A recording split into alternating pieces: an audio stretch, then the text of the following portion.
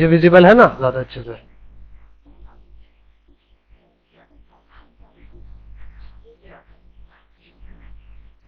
ये मीरू है। क्या है? मीरू। फ्रेंच रिवॉल्यूशन में कहां तक हो गया था, याद है? फ्रेंच रिवॉल्यूशन नहीं हुआ था, क्या बात कर रहे हो? हाँ मेरे ही लगाया हुआ था बस। देखो यहाँ तक हो गया था। सोशल डिस्पैरिटी के बारे में समझेंगे सबसे पहले। क्यों तुम नहीं आए थे क्या? अबू बकर नहीं आया था? हाँ तो स्टार्ट हो गया था। इक्वालिटी चल रहा था इसमें और ये चल रहा था। चलो ना कोई नहीं, जहाँ दिक्कत होगा वहाँ हेल्प करेंगे। ठीक है, थोड़ा सा रिवीजन करवा देते हैं। ठीक है, द फ्रेंच रिवॉल्यूशन।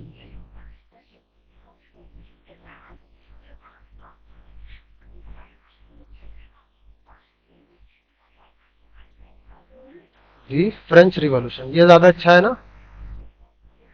दिख रहा है सबको? The French revolution. रिवॉल्यूशन देखो, इसमें बताया था 18th सेंचुरी में सबसे पहले जो एक French society during the late 18th century, ये बात हो रहा फ्रांस की। एनसीईआरटी हम लोग सबसे पहले पढ़ रहे थे, फिर अबू बकर नहीं आया जिसकी वजह से ये शुरू करना पड़ गया था। हमने बताया था एक डेट इसमें, ठीक है, कि 14 जुलाई, कब? 14 जुलाई 1789, कब की बात है? 1789। ठीक है, the city of Paris. City of Paris में एक मतलब जो जितनी भी चीजें हुई थी लगभग 7,000 मेल, मतलब मेन और विमेन मिल करके वहां गैदर हुए थे। कहां पर? एक टाउन हॉल में। कहा हुए थे? टाउन हॉल में। टाउन हॉल में, टाउन हॉल के पास इकट्ठा हुए थे लोग। और फिर बताया था एक छोटा सा पीपल पीपल लोगों का एक मिलिट्री बन गया था। क्या बन गया था? मिलिट्री बन गया था। सब लोग एक ही साइड हुए हैं, कुछ लोग इधर चले जाओ ना, अबू बकर और हमजा उधर चले जाओ, ताकि हमको सिर्फ इधर हम फोकस करके ना बोले, उधर भी बोले। समझ में आया? हाँ, अशर को भी ले आए। चलो एक आदमी और आ जाए। चलो टॉप क्लियर है, यहाँ समझना। तो टाउन हॉल में हुए थे इकट्ठा, और आर्म्स और एम्यूनेशन जो जेल था वहां पे का, एक फोर्ट्रेस था, उसको पूरा तहस नहस करने के बाद उसमें रॉयल आर्मरी रखी हुई थी, और इन सबको क्या किया था? इकट्ठा करके फिर फाइट करना शुरू कर दिया था। ठीक है, ये सब बताया था। दस डेस्पोटिक पावर ये सब हो गया था। लुई लुई 16 का दौर था ये, है ना?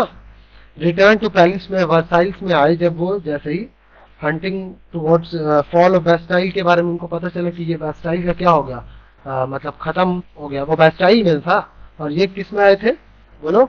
वर्सेल्स, वर्साइल्स, VRSAI, वर्सेल्स या फिर वर्साइल्स, जो तुम्हें अच्छा लगता है वो बोल सकते हो। और यहाँ में बेस्टाइल, बेस्टाइल, BASTAILLE। ठीक है, बेस्टाइल। क्लियर है? जगह का नाम है ये। बेस्टाइल जो था वही ना, प्रिजन भी था, फोर्ट्रेस था, वहां कब्जा कर लिया था, सारे कैदी को आजाद कर दिया था। याद आ रहा है कुछ कुछ? तुम तो था ही नहीं, लेकिन अभी भी जो जो बताया जा रहा है उस पर फोकस करो। तो यही से पढ़ते पढ़ते हम लोग देखे थे कि ancient regime and it's crisis के बारे में पढ़ा था। ठीक है, उसका क्या क्या क्राइसिस हुआ और इन सबसे रिलेटेड बातें किया था। और काउजेस दी, अब ये काउज क्या था फ्रेंच रिवॉल्यूशन रिवॉल्यूशन का? तो यहाँ पे ये 17 कब की बात है? 1789 की बात है। लेकिन जरा समझ लीजिए, अचानक से ऐसा तो नहीं आया, उससे पहले भी कुछ कुछ फाइट चलता रह रहा था। तो 1774 में बहुत फाइट हुआ था। ठीक है, लुई 16 असेंडेड द थ्रोन, वो थ्रोन, और उनको पता चला था कि बहुत देश में बहुत ज्यादा क्या है, मतलब कर्ज में, डेट में चला गया है। क्या चला गया है? डेट में चला गया है। लुई, LOUIS, ठीक है ना? लुइस, LOUIS, लुइस, लेकिन लुई बोलते हैं इसको। ठीक है, और वो कौन थे? लुई विटोन, याद आ रहा है इनको, लुई विटोन ब्रांड है। तो ये 16, लुई 16 जो थे वो राजा बन गए थे यहाँ पे। अब मैंने 3 चीजें यहाँ पे बताया था आपको। लीवर, समझना, LIVE, लीवर, LIVRES।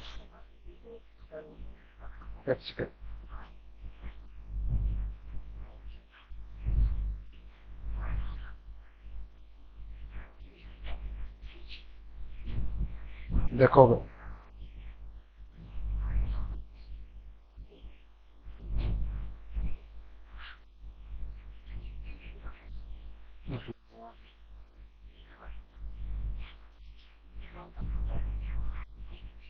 देखना,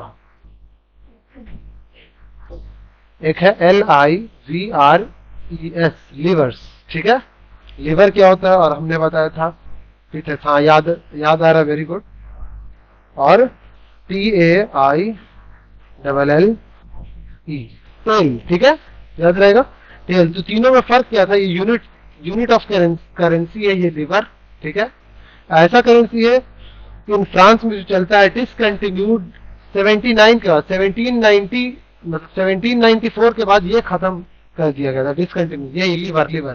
ठीक है, उस वक्त यही चलता था। और ये टीथे या टीथेस लग रहेगा, तो ये चर्च के द्वारा जो टैक्स लगाया हुआ था ना, वो उसे कहते हैं, ये चर्च, याद रखोगे, चर्च। इसको याद रखने के लिए ये क्या है, ये करेंसी है, करेंसी है। कब बंद हो गया था, 1794 के बाद बंद हो गया था, क्लियर। हाँ, 1794 के बाद बंद हो गया।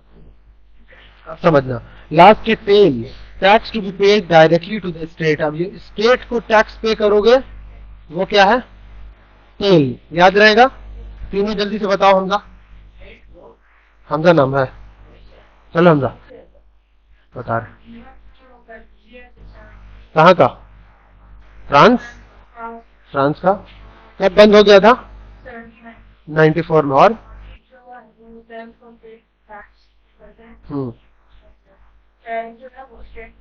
हाँ, क्लियर है, मतलब वहां पे किया जा रहा था। अब देखो, एक नया टॉपिक शुरू करने जा रहे हैं। टॉपिक क्या है, ये इसी में काउज पढ़ रहे थे ना, पहला एक काउज था, वो भी एक बार बता देते हैं।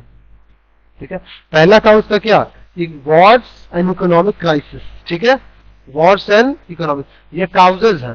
पहला काउज क्या था, war and economic crisis, economic crisis, crisis याद रहेगा, वॉर्स एंड इकोनॉमिक क्राइसिस। दूसरा रीजन इसमें क्या था, बताया था एक्सेस टैक्सेशन। ये एक्सेस टैक्सेशन है कि नहीं, कितना टैक्स इसको देना पड़ रहा है, टैक्सेशन। जिसको राइटिंग नहीं समझ में आएगी बोल दीजिएगा, लिख है ना, क्लियर है सबको, या चेंज करें इसको,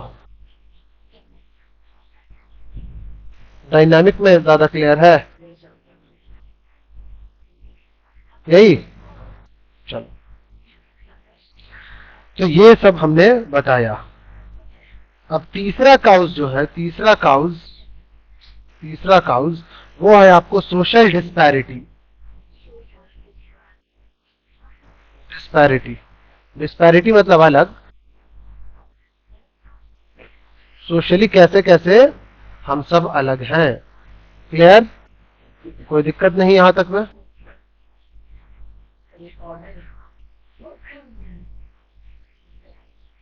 क्या बोल रहे हो,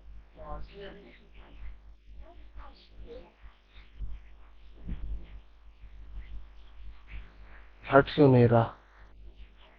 हाँ, ये काउजेज है, सब के सब, ये तीनों क्या है, काउजेज है, ये तीनों काउज है। डिस्पैरिटी, अभी डिस्पैरिटी में और भी बताना है, ये हट क्यों नहीं रहा।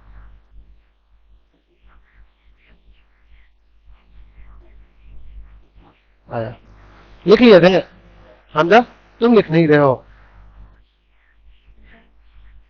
और फिर भी लिख लेते ना, फिर भी लिख लेना चाहिए। समझ में नहीं आ रहा क्या, देखो, it consisted of clergy man and church father. याद रखना, क्लर्जी एक ग्रुप वाइज में बांटा गया था सबको, ठीक है, नोबल, क्लर्जी, और फिर वो पीजेंट्स और छोटे मोटे वर्कर्स हो जाते हैं। तो ये क्लर्जी मैन इसमें रहते थे। डिस्पैरिटी देखो कैसे, डिस्पैरिटी को भी, सोशल डिस्पैरिटी को भी, डिस्पैरिटी को भी कुछ पार्ट्स में बांटा हुआ था, डिस्पैरिटी। डिस्पैरिटी में बांटा हुआ था। देखो पहला था फर्स्ट क्लास या फिर फर्स्ट स्टेट, ठीक है। इसमें कौन कौन लाई करते थे, तो हमने क्या बताया, क्लर्जी, क्लर्जी और चर्च फादर। क्लर्जी मैन मतलब क्लर्जी मैन या वीमेन सब आ जाएंगे इसमें, क्लर्जी मैन या फिर एक और क्या बताया, चर्च, चर्च के फादर, चर्च फादर, ये सब आ जाते हैं फर्स्ट क्लास में। अब इन सब में है क्या, तो आखिर ऐसा बनाया क्यों गया अलग, चर्च के फादर। तुम्हारे स्कूल में फादर नहीं है, फादर है कि नहीं है, नहीं है, क्या बात कर रहा है, एकदम होंगे। क्राइस्ट चर्च नाम ही है स्कूल का, ठीक है। Who were custodians of religion, देखो असल में वो रिलीजन और conscience of a man, man, ठीक है, उन लोगों के वो क्या थे, father, church father, man, clergy man, CLERGY, clergy, फिर से लिख देते हैं अगर दिखा कौन वाला ये, देखो अब लगेगा सही तुमको,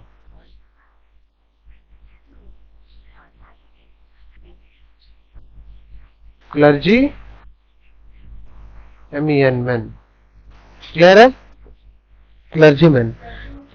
क्लर्जी ग्रुप बताया ना, नोबल, क्लर्जी और पीजेंट्स या स्मॉल मर्चेंट्स, ये तीन तरह के ग्रुप में डाल दिया। तो ये पहला जो है ना, एनसीईआरटी पढ़ोगे तो उसमें वही मिलेगा। इसमें देखते हैं तो फर्स्ट स्टेट दिखाई दे रहा है, मतलब एक ऐसा फर्स्ट स्टेट में आ जा रहा है, ई से लिखना स्टेट, फर्स्ट स्टेट। तो they were the most venerated person in the society, ये सब मतलब एक होता है ना कि बहुत ऊंचे हैं हम सब, तो ये ऐसा बना हुआ था इन लोगों में, किन लोगों में बताइए, हाँ फर्स्ट स्टेट के लोगों में, फर्स्ट स्टेट अभी आएंगे, अभी आगे भी आएंगे, ठीक है। तो फर्स्ट स्टेट के हो गए। अब जब देखना लुई के अंदर में आते हैं, फर्स्ट स्टेट है, सेकेंड स्टेट है और थर्ड स्टेट। क्लर्जीमैन और चर्च फादर ये दोनों इसमें आ गए। इन सबको आखिर ऐसा बांटा क्यों जा रहा है, क्योंकि ये जो है ना फर्स्ट क्लास वाले, उनको कुछ देना ही नहीं है, टैक्स वैक्स नहीं पे करना। मतलब टैक्स कौन पे करेगा, तुम और हम, छोटे छोटे जो वर्कर्स रहेंगे वहां पर, no tax and all the privileges minority group. अब माइनॉरिटी ग्रुप के ये सब जो थे, and had no privilege, have all privilege, minority group.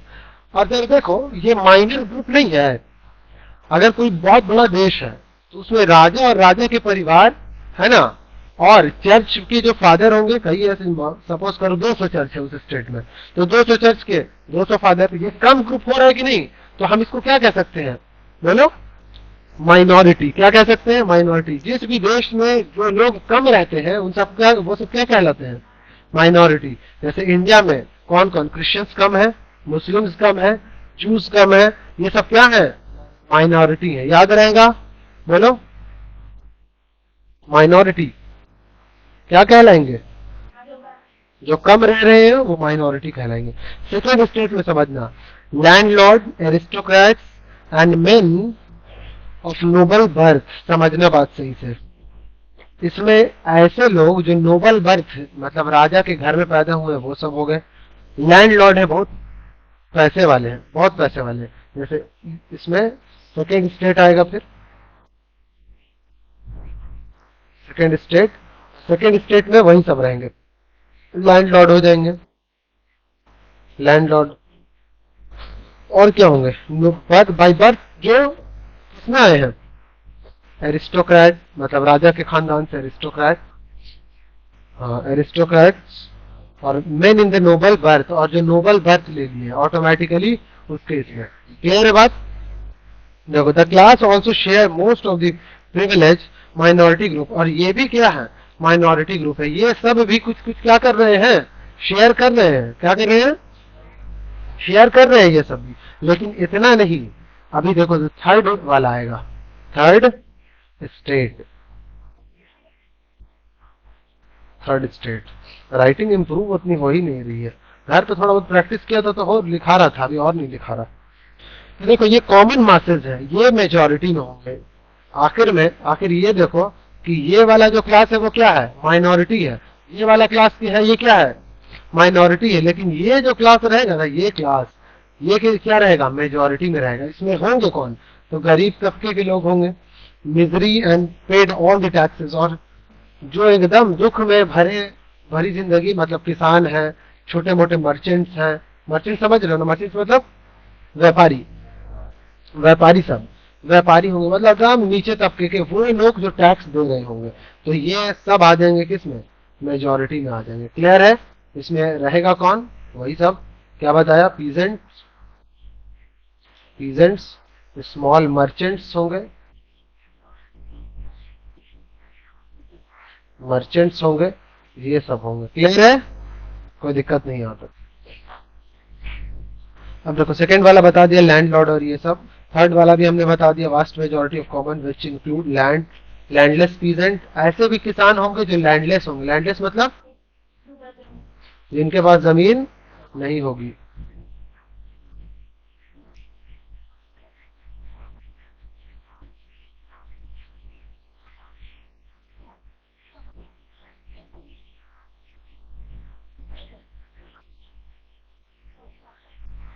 देखना आगे,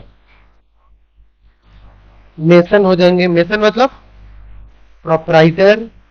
प्रोपराइटर तो जान रहे हैं किसी, मैसन, मैसन, MASON। हमजा बताओ, बताओ मैसन पढ़ाया है, बोलो जी। मैसन, MASON बिल्कुल पढ़ा है आपको, ये तो कॉमन इंग्लिश है। तुमको भी नहीं पता? पता है? क्या बोले थे अभी, बोले थे तुम, भूल गए। और कोई तुम्हें याद है? अब ये सब जो करता है मजदूरी वाला काम, मजदूर सब वही ना कहलाता है मैसन। ठीक है। क्राफ्टमैन, अब देखो manufacturer, trader, merchant, other businessman, ये सब होंगे किसमें, थर्ड कैटेगरी में, जो कि क्या दे रहे हैं, टैक्स दे रहे हैं। क्लियर? असल वजह यही सब था फ्रेंच रिवॉल्यूशन होने का, कि तीन ग्रुप में बांट दिया गया था। ठीक है।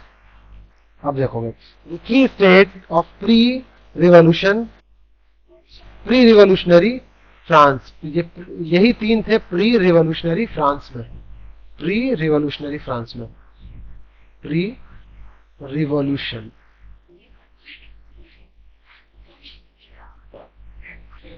मिशनरी फ्रांस में, यही तीन, फर्स्ट क्लास, सेकंड क्लास और थर्ड क्लास वाले। देखोगे जरा समझोगे, ये इतना कम परसेंट से, पॉपुलेशन की अगर बात करी जाए 90, ये 1.5 से पॉइंट, मतलब 0.5 से लेकर के ये केवल 1.5 ही थे फर्स्ट स्टेट वाले, मतलब क्लर्जी में। अब देखो नोबिलिटी, ये नोबल बर्थ वाले सब, ये सब है, इनका 10% के करीब था। क्लियर है? 10% या मैक्सिमम जाता था तो 25% जाता था लैंड ओनर्स का, या मैसन्स का, या फिर स्मॉल मर्चेंट्स हैं, पीजेंट्स हैं, और प्रोपराइटर्स हैं, क्राफ्टमैन हैं, मैन्युफैक्चरर हैं, ये सब हो गए। और ज्यादातर उनका थर्ड स्टेट अप्रोक्सीमेटली 100% तक चला जाता था। ठीक है। 100% में से कुछ 0.5 निकाल दो या 1.5% निकाल दो, 10% उसको निकाल दो, फिर भी 90 के करीब कौन जा रहा है, बोलो? थर्ड वाला, थर्ड स्टेट वाले। क्लियर है? इसको कॉमनर्स भी कहते थे। कॉमनर्स मतलब जो आम लोग हैं, कॉमनर्स मतलब आम लोग हैं। देखो out of the total population the first and the second state 2% मान के चलो, पहले और दूसरे किसमें थे, पहले और दूसरे ये दोनों लग अप्रोक्सीमेटली 2% मान के चलिए, इतना आ जा रहा है। तब भी 98% क्या बच गए, थर्ड स्टेट वाले कितने बच गए, 98% बच गए। समझ में आ रही बात? 98%। Although the upper two classes are small fraction में है of total population, yet they were people who control the political and economic system। जानते हो ये कम तो थे, ये पहले और दूसरे क्लास के जो लोग हैं ये कम तो थे, लेकिन जितना भी ये पॉलिटिकल और इकोनॉमिक फंक्शंस होता था ना, पॉलिटिकल और इकोनॉमिक फंक्शंस, ये कौन करता था, यही दो। इकोनॉमिक मतलब पैसे वैसे, इन सबसे रिलेटेड सब यही काम किया करता। क्लियर है? कौन है जी? देखो they enjoy all the rights and privileges, और वो सब एंजॉय करते थे सारे राइट्स और प्रिविलेजेस को। राइट्स और प्रिविलेज मतलब बोलो अपना, मतलब सबके हक को असल में वही कर पा रहे हैं, और जो थर्ड क्लास से है, थर्ड स्टेट से है, वो उन सबको ज्यादा कुछ बेनिफिट नहीं मिल पा रहा है। क्लियर है? अब देखो आगे क्या है। The entire machinery of government was designed to protect the interests and privileges। मतलब ये लोग ऐसा डिजाइन किए हुए थे ना कि इन सबके राइट्स को है ना कुछ परवाह नहीं पड़ पाता, मतलब कोई फर्क नहीं पड़ता था, ऐसा बनाया हुआ था। ठीक है, अल्लाह जितना फाइट कर लीजिए, जितना फाइट कर लीजिए, इसमें ये क्या हो जा रहा था, मतलब 98 दब के रह जा रहा था, 98% दब के रह जा रहा था, कुछ कर ही नहीं पा रहा था। The upper two classes own 2/5 of the total land, और 2/5 ऑफ द टोटल लैंड, मतलब जितना जो लैंड है ना, जितना लैंड है उसका 2/5, 2/5 किसको जा रहा था, ये लोगों को। क्लियर? 2/5 मतलब 20% के करीब। देखोगे, the noble and the upper clergy occupied all important positions in king's court, और ये सब जो दोनों अपर और लोअर कर ये सब थे, the noble and upper clergy, यही सब किंग के कोर्ट में एक ऐसा पोजीशन रखते थे जिनसे ये लोग अपना लाभ उठा सके। कौन उठा सके? फर्स्ट और सेकंड वाले, मतलब नोबल और क्लर्जी, नोबल और क्लर्जी ये किंग के खास थे, एकदम पोजीशन रखते थे। एंड ड्रू हेवी सैलरी, और ड्रू करते थे हेवी सैलरी एंड पेंशन। अब इन्हीं दोनों ये इन लोगों को क्या मिलता था, पेंशन भी खूब मिले, ठीक है ना, पेंशन, और क्या मिलता था, सैलरीज भी अच्छे उठा लेते थे। समझ में आया? मोटी सैलरी इन लोगों को मिलती थी।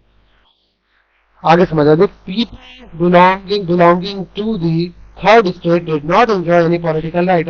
जो तीसरे वाले थे उन सबको कोई पॉलिटिकल राइट नहीं मिलता था, पॉलिटिकल राइट नहीं मिलता, मतलब कोई नेता नहीं है बड़ा।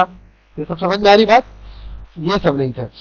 However, even denied the right to protect the life, और इवन इतना तक था कि इन लोगों को अपनी जिंदगी का खतरा रहता था कि कब किसको उठा के मार दिया जाए कुछ नहीं पता चले, कब किसका मॉब लिंचिंग कर दिया जाए। मॉब लिंचिंग समझ में आता है ना? मॉब लिंचिंग मतलब भीड़ ने मिलकर किसी शख्स को मार दिया, इसको क्या कहते हैं, मॉब लिंचिंग। याद रहेगा, आगे समझ लो। The gulf between the rich and poor, अभी ये क्या था, गल्फ था, gulf between rich and poor, gulf between rich and poor. एक तरफ रिच है और एक तरफ क्या है, पुअर है। तो रिच और पुअर के बीच का जो गल्फ है, मतलब रास्ता बनता है, was so wide that hard full of the noble and clergy got all the money while the poor masses did not। तो इन दोनों के बीच का जो डिस्टेंस है ना, इतना ज्यादा है, इतना ज्यादा है, इतना ज्यादा है कि इन सब के बीच का इतना डिस्टेंस है कि जो मतलब पैसे खाने वाले, मनी खाने वाले हैं ना, वही पहले और दूसरे ग्रुप के लोग सब पैसा खा जाया करते थे कि इनसे लेकर के इन तक पैसा कभी पहुंचे ही नहीं। इतना क्लियर है? आगे समझ लो। ये कौन सा थर्ड रीजन था? थर्ड रीजन क्या था बताओ, बताइए। सोशल डिस्पैरिटी में, यहां बताया था ना, सोशल डिस्पैरिटी। तो तीसरा ये था। अभी हम लोग पढ़ने वाले हैं चौथा रीजन। क्या पढ़ेंगे? Fourth reason. आइए देखते हैं फोर्थ रीजन क्या है। ये सब काउजेज हैं, है ना? समझ में आ रहा है ना? मगर हमजा को तो नींद आ रहा है, लिखता तो उसको नींद नहीं आता, हाथ चलता रहता है तो नींद नहीं आता है।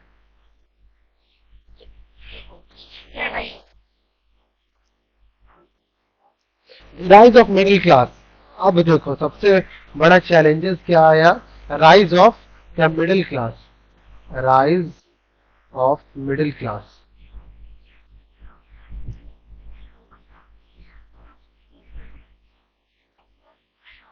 मिडिल क्लास में क्लास क्या हो गए, उभर कर आए आगे, और क्या करते हैं आइए इस स्टोरी में देखते हैं क्या है। 18th सेंचुरी, जैसा कि पहले बताया, emergence of social groups terms middle class. उन सबको जो सोशल ग्रुप सब थे ना, वो उन सबको मिडिल क्लास कहा जाता था। मिडिल क्लास, सोशल ग्रुप समझ में आ रहा है?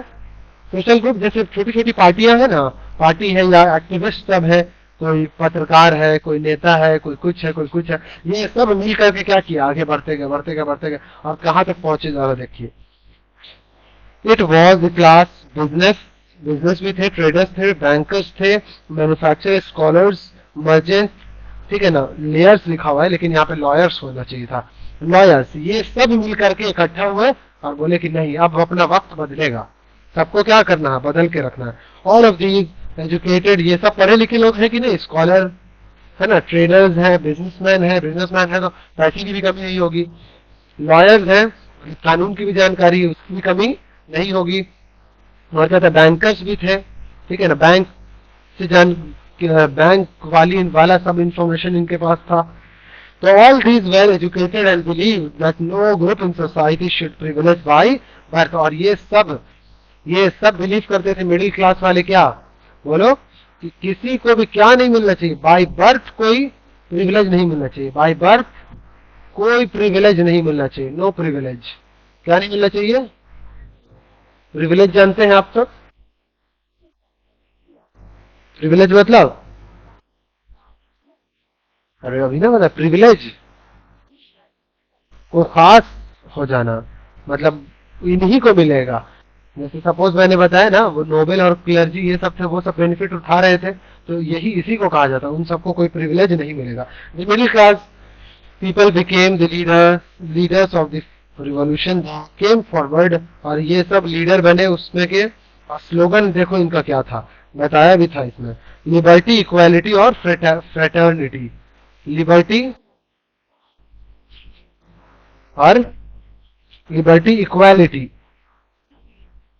इक्वालिटी और फ्रेटर्निटी, फ्रेटर्निटी, यही इनका स्लोगन था, ठीक है, आजादी, फ्रेटर्निटी, फ्रेटर्निटी मतलब भी आजादी, इक्वालिटी बराबरी सब में होना चाहिए। क्लियर है यहाँ तक, कोई दिक्कत है तो बताओ। They were also determined to get rid of feudal system, feudal system से, ये feudal system जान रहे हो ना, यही अभी और बताया भी जाएगा। They realized that long as feudal system prevail, the French society has no chance, ठीक है ना, मूविंग फॉरवर्ड, उन सबको पता था कि ये फ्यूडल सिस्टम मतलब एक के बाद एक जो पूरा बना हुआ एक स्ट्रक्चर, ऐसा अगर होता रहा तो फ्रांस कभी आगे नहीं बढ़ पाएगा, और सब में खुशियां, prosperity and plenty नहीं आ पाएगा। The feudal barriers were a serious obstruction of to the growth of किसमें, इंडस्ट्रियल कैपिटलिज्म, इंडस्ट्रियल कैपिटलिज्म में क्या है, रुकावट का कारण बन रहा है, कौन सब, यही सारी चीजें, कौन सारी चीजें, कि मतलब फ्यूडल बैरियर्स हो गए, ठीक है, और भी इससे पहले जितने आए हैं। स्ट्रगल टू सर्वाइव, अब देखो the struggle to survive, fifth point है इसमें, स्ट्रगल टू सर्वाइव,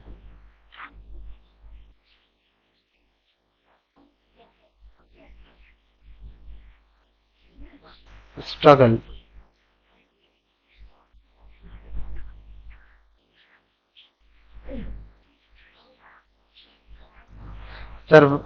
सर्वाइव करने के लिए स्ट्रगल करना, struggle to survive. The population of France rose about 23 million in 1715 में, इतना मिलियन था, समझना 1715 में वो था 23 मिलियन, कितना मिलियन था, 23 मिलियन, और जब देखोगे मतलब इतने से 1789 में जो इसका बढ़ गया ना पॉपुलेशन, वो 28 मिलियन हो गया, ठीक है, क्लियर।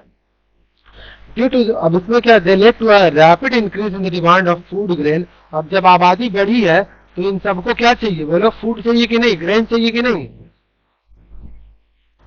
फूड एंड ग्रेन्स चाहिए। अब ये सब करेंगे क्या, not keeping pace with the demand, और जिस हिसाब से, जिस कदम से बढ़ना चाहिए उस तरह से बढ़ नहीं पा रहे हैं, कौन सब, यही लोग, क्लियर, मतलब खाने का डिमांड और ये सब पूरा नहीं कर पाते। So the price of bread which was staple diet, staple diet मतलब कौन बताएगा, हमजा बताएगा, स्टेपल डाइट बताओ हमजा, स्टेपल डाइट मत लिखिए, भूल जाइएगा, दिमाग में रहेगा फिर बोलोगे बताए थे भूल गए। स्टेपल डाइट देखो, ऐसा खाना जो हम अपने खाने में ज्यादा मात्रा में लेते हैं। जैसे सब्जी इतना ही ना खाते हो, या इतना सब्जी और एक रोटी खाते हो, ऐसा होता है कभी? नहीं होता। तो सब्जी कम खाते हैं और रोटी ज्यादा खाते हैं, और चावल ज्यादा खाते हैं। तो चावल और रोटी हमारे लिए, मतलब गेहूं और राइस हमारे लिए क्या हो गया? Wheat and rice staple staple diet हो गया। क्लियर? तो उन लोगों के लिए ब्रेड स्टेपल डाइट था। ठीक है? तो मेजोरिटी यू रोज रैपिडली, और जब ऐसा हो रहा था और मेजोरिटी रोज रैपिडली, और एक साथ जब डिमांड बढ़ गया, डिमांड अगर बढ़ा तो खाना मतलब कैसे भी पूरा करेंगे। Most workers getting fixed wages, और बहुत ज्यादातर जो ये सब थे, वर्कर्स सब थे, उनका वेज क्या था? वेज वेज मतलब सब्जी, दिहाड़ी। समझ में आया? तो वो दिहाड़ी कम ही था, फिक्स था। So the gap between the poor and the rich widen. तो ये हुआ कि नहीं? ये दोनों के बीच में बहुत गैप बन गया। एक तो है कि अपना बिना काम किए, कम काम किए, बहुत ज्यादा सैलरी ले रहा है। कौन? नोबिलिटी और ये सब ले रहा है कि नहीं ज्यादा? लेकिन ये इन लोगों को कम मिल रहा था। So the gap between the poor है, ये बढ़ता चला गया। थिंग्स बिकेम वर्स, खराब होता चला गया। वेरेवर ड्रॉट और हेल, जब ड्रॉट और हेल मतलब सुखाड़, जानते हैं ना? ड्रॉट, DROUGH, ड्रॉट, या फिर उसमें हेल पड़ जाता है। हेल मतलब वहां पे बारिश ऐसा पड़ता है ना कि उगना, मतलब क्या बताएं उसको, स्नो का बारिश होना। अब पत्ते पत्ते को जल्दी मतलब सांस नहीं लेने देता है, इतना जम जाता है, तो हेल पड़ जाता था अगर तो reduce the out of the population the first and the harvest। और ये तो ये हार्वेस्ट करने में दिक्कत, relate to the substance crisis। तो कमी होना शुरू हो गया। समथिंग सेकेंड स्टेट शेयर 2%, जो 2% थी, रिमेनिंग 98%। नहीं, यहाँ पे है, हाँ ठीक है। रिड्यूस द हार्वेस्ट, वो हार्वेस्ट मतलब रिड्यूस हो जाता। हार्वेस्ट मतलब कटाई उन लोगों की कम हो जाती थी।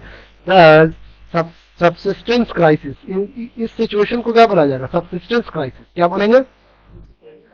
मतलब जितना जरूरत है वो उनको नहीं मिल पा रहा है, और साथ साथ में कोई इन्वायरमेंट काउस भी ऐसा हो जा रहा है, ठीक है, डिजास्टर भी ऐसा आ जा रहा है जिसकी वजह से उनका प्रोडक्शन क्या हो जा रहा है?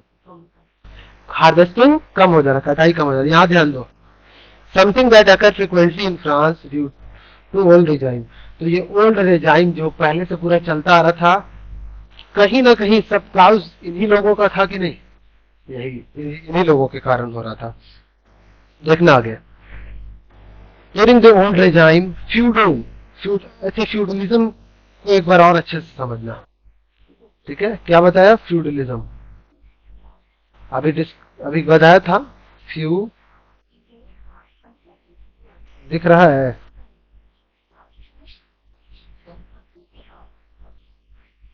फ्यूडलिज्म,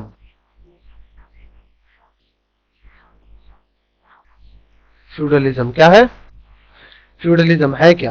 तो एक ऐसा सिस्टम है organizing early and medieval society में। पहले की सोसाइटी में ये सब क्या था देखने को मिलता है? स्ट्रेचिंग फ्रॉम वन पावरफुल, जल्दी आतिफ बोलो, आतिफ, ठीक है, सोसाइटी पर्सन, बोलो ना, आ रहे हैं आवाज में। तो those with no power at all, मतलब एक सेकंड ध्यान भटक गया।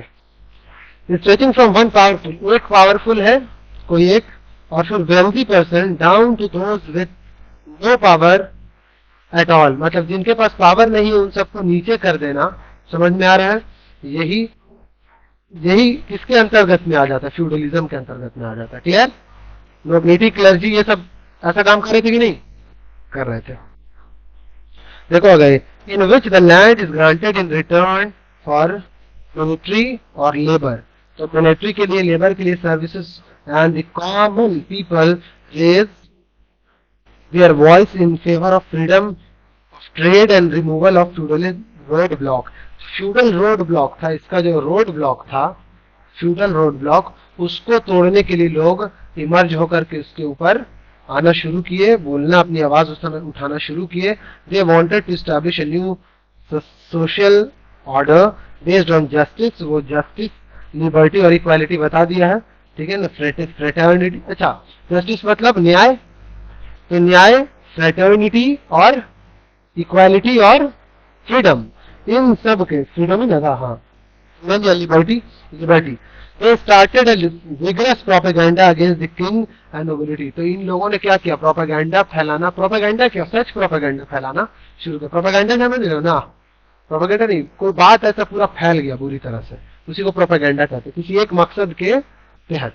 तो प्रोपेगेंडा फैलाया और किंग और नोबिलिटी के खिलाफ सारे लोगों को एकदम जागरूक कर दिया कि नहीं, सब तो बेईमान है बहुत बड़ा, ठीक है, ऐसा ऐसा जुल्म कर रहा है हमारे ऊपर, आपको और हमको समझ में नहीं आ रहा, लेकिन ये बहुत ज्यादा क्या कर रहा है हमारे ऊपर, जुल्म कर रहा है। कौन कर रहा है, यही दो ग्रुप, किंग और नोबिलिटी, ठीक है।